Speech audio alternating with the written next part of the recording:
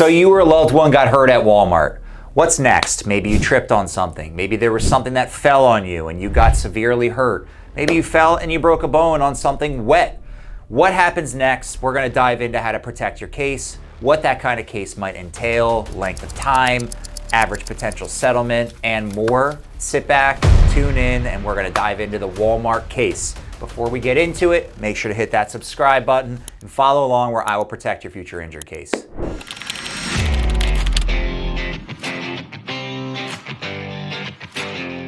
So you're hurt at Walmart. What's next?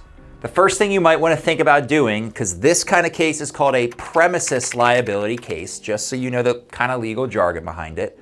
Let's say that there was something that you did not expect, like a spill in a certain aisle, and you slipped, you fell, maybe you broke a wrist, or maybe there was something that was a little too heavy on a high shelf and it just fell while you weren't expecting and it landed on your foot and maybe you broke your foot.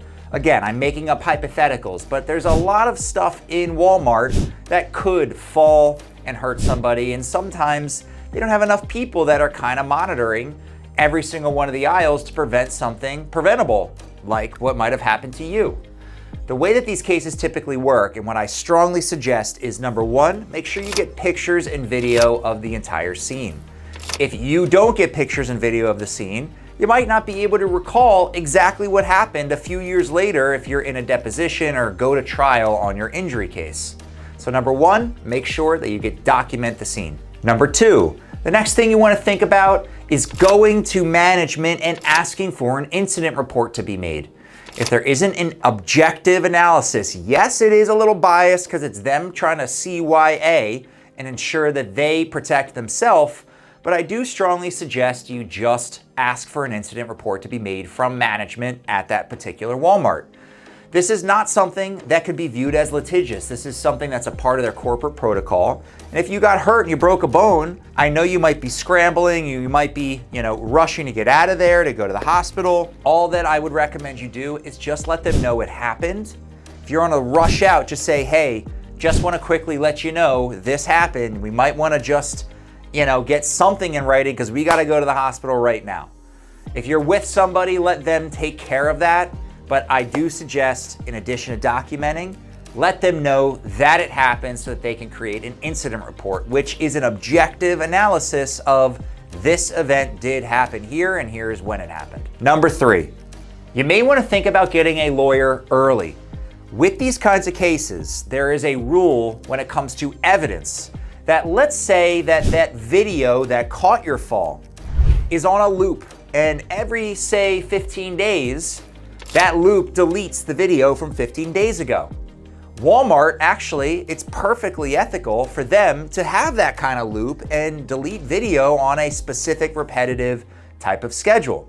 So if you don't hire a lawyer very quickly, even 2 weeks, sometimes even 10 business days after when something happened, they may not be able to send what's called a preservation letter or spoliation letter to that particular Walmart to make sure that any evidence related to your fall is protected. So really consider hiring a lawyer early for this kind of injury case, because they need to protect the evidence so that you can prove your case if you need to go to trial. Just to be clear, injury lawyers that would represent you for that kind of case work for free on something called a contingency fee, unless they're a little slimy.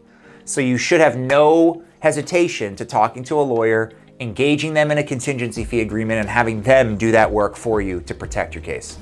If you do those few things, your injury case at a Walmart will be protected. You'll set up your successful claim so that you can get paid for the pain and suffering you went through for something that was not your fault. And Walmart is a pretty big commercial vendor. They have the money to compensate people if you get hurt through something preventable at their store. These are really big stores. Sometimes they're a little understaffed. Sometimes they don't perfectly know exactly how to make sure every aisle is completely clean at all times. If there are things that they could have done to prevent your injury, you should be compensated for it.